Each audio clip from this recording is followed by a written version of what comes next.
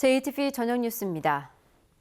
법조계 구명 로비 의혹을 받고 있는 브로커가 경찰 최고위급 간부와 찍은 사진이 공개되면서 논란이 일고 있습니다. 해당 간부는 그러나 이 브로커와 친분이 없는 사이라며 연루 의혹을 부인했습니다. 송창용 기자의 보도입니다. 한 남성이 전북경찰청 최고위급 간부와 집무실에서 찍은 사진입니다. 이 남성은 해당 간부의 자리에 앉았고 경찰 고위급 간부는 바로 옆에 서 있습니다. 또 다른 사진은 다정하게 손을 맞잡고 있는 모습입니다. 사진 속의 남자는 네이처 리퍼블릭 대표의 구명 로비 의혹을 받고 있는 브로커 이모 씨입니다. 사진을 찍은 날은 지난해 12월 28일. 브로커 이 씨는 당시 사기 혐의로 경찰에 고소돼 피고소인 신분이었던 것으로 알려졌지만 경찰은 정확한 고소 시점을 확인해주지 않았습니다. 이 씨는 또 이날 전주에 있는 지인의 집으로 전입 신고를 했고 이 때문에 사건은 1월 18일 전주 덕진경찰서로 이관되기도 했습니다. 해당 간부는 그러나 이 씨와 별다른 친분이 없는 사이이고 경찰 조사를 받는다는 사실도 전혀 몰랐다며 연루 의혹을 강하게 부인했습니다. 해당 간부는 지난해 9월 경찰 장비 시연회에서 특장차 납품업체 고문이었던 이 씨를 처음 알게 됐고 전주에 온 이 씨를 집무실에서 만나 차를 마시고 사진을 찍었을 뿐이라고 설명했습니다. 하지만 전북경찰의 최고위급 간부가 경찰의 장비를 납품하는 업체의 관계자이자 피고소인과 사진을 찍는 등 부적절한 처신으로 스스로 논란을 자초했다는 지적이 나오고 있습니다. JTBC 뉴스 송창용입니다. 내일부터 나흘간의 황금 연휴가 시작됩니다. 이번 연휴에는 어린이날 행사와 전주 한지축제, 군산 근대 골목길 축제, 그리고 남원 철축제 등 가볼 만한 곳이 많습니다. 김철 기자입니다. 어린이날인 내일 전라북도 어린이회관은 체험마당과 공연마당 등으로 구성된 제94회 어린이날 대축제를 엽니다. 전주 동물원은 어린이를 무료로 입장시키고 문화축제 한마당을 진행합니다.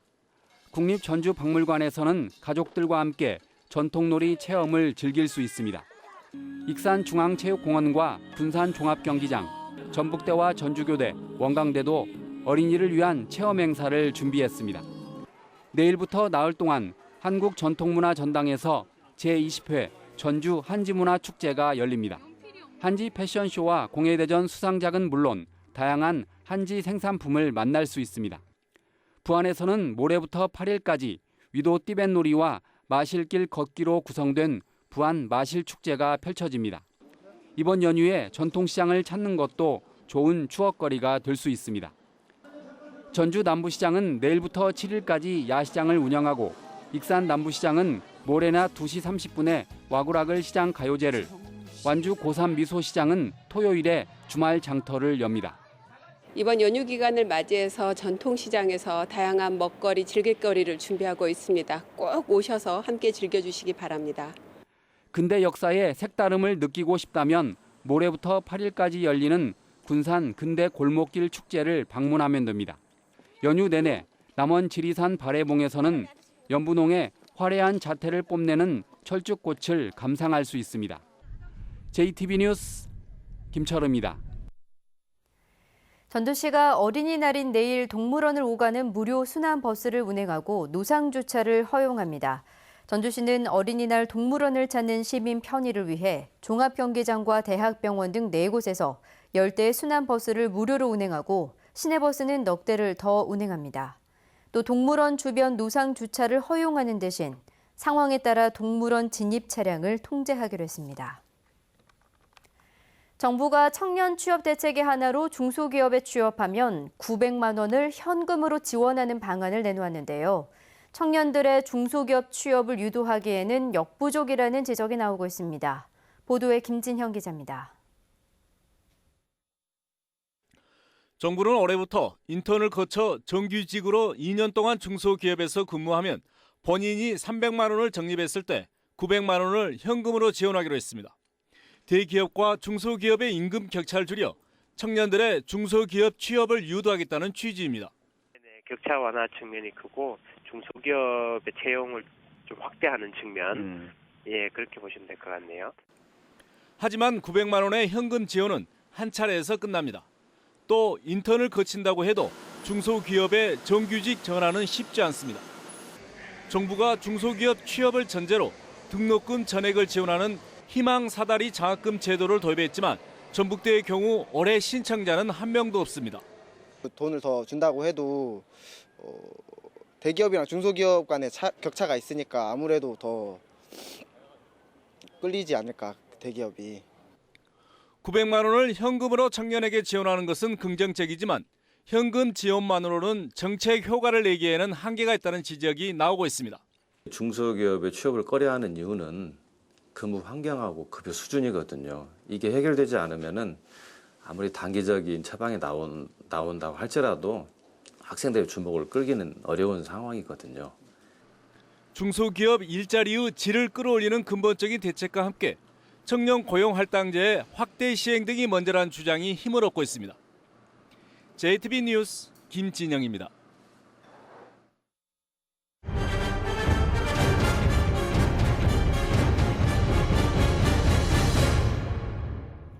수영장에서 넘어져 다쳤다면 누가 얼마만큼의 책임을 져야 할까요? 전주시 시설관리공단은 이런 사고에 대비해 공제회에 가입돼 있지만 정작 보험 접수를 꺼리고 있습니다. 민원 현장 하원우 기자입니다. 전주시 시설관리공단이 운영하는 수영장입니다. 63살 정모 씨는 지난 3월 수영장 샤워실에서 나오다가 미끄러져 오른쪽 팔목이 부러졌습니다. 전치 6주의 부상을 입고 후유장애까지 걱정해야 할 처지입니다. 근데 거기가 항상 젖어 있어요. 그러니까 자기들은 미끄럼 방지를 했다는데 제가 봤을 때는 전혀 없는 것 같아요. 정 씨는 수영장 관리에 문제가 있었다며 시설공단이 가입한 배상보험에 접수해달라고 요청했지만 거절당했습니다. 접수만 해주면 되는데 그것도 못한다고 당신들이 알아서 하라고. 우리 딸이 그럼 어떻게 해야 되냐고 물었더니 본인이 알아서 해야지 왜 그걸 나한테 묻냐고. 그렇게 담당자가 얘기하더래요. 공단 측은 사고의 원인이 정 씨에게 있다며 보험 접수는 어렵다고 밝혔습니다. 저희가 명백한 하자가 있는 사항이면 당연히 그걸 받아들이는데 제가 명백한 사항이 하자가 없는 상황에서 그렇게 접수를 다 받을 수 있는 상황은 아니라고 생각을 하는데요. 전주시 시설관리공단은 이런 사고에 대비해 한국지방재정공제회에 연간 2억여 원의 보험료를 내지만 보험 처리에 인색합니다. 바로 평가 때문입니다. 재정공제회의 보험 처리 건수는 안전사고로 집계돼 안전행정부의 경영평가에서 불이익을 받기 때문입니다. 본인한테만 피해가 있는 게 아니라 공단 전체적으로 피해가 오니까 잡히는 것이 상당히 부담이 되죠. 전주시 시설관리공단은 체육시설을 17개나 갖고 있지만 배상금을 지급한 사례는 2014년에 한 건도 없고 지난해엔 4건 300만 원에 불과합니다. 전주시 시설관리공단은 취재가 시작되자 보험 접수를 적극 검토하겠다고 밝혔습니다. 배상금 지급 건수로 불이익을 주는 안전행정부의 평가 기준도 개선해야 한다는 지적이 나오고 있습니다. JTB 뉴스 하원호입니다. 강풍으로 건물 2곳이 부서지고 시설하우스 4개 동이 파손된 것으로 나타났습니다. 전라북도는 지난 2일부터 어제까지 이어진 강풍으로 전주에서 정미소 지붕이 부서지고 남원에서 축사가 파손되는 등 건물 2개 동이 피해를 입은 것으로 집계됐다고 밝혔습니다. 또 남원에서 시설하우스 4개 동이 부서지고 전주와 익산에서 가로수 12그루가 넘어진 것으로 확인됐습니다. 전북은 오늘 바람이 강하게 부는 가운데 낮 기온이 22도 안팎에 머물렀습니다. 연휴 첫날인 내일은 오후부터 흐려져 밤늦게 비가 내리겠습니다. 이번 비는 모레까지 5에서 10mm가량 내리겠고 서해안 지역을 중심으로 바람이 강하게 불겠습니다. 내일 아침 최저 기온은 5도에서 10도, 낮 최고 기온은 25도에서 28도로 오늘보다 높겠습니다. 바다의 물결은 0.5에서 2m로 일다가 오후에 1에서 2.5m로 높아지겠습니다. 전주기상지청은 모레 비가 그치면 일요일까지 맑은 날씨가 이어질 것으로 내다봤습니다.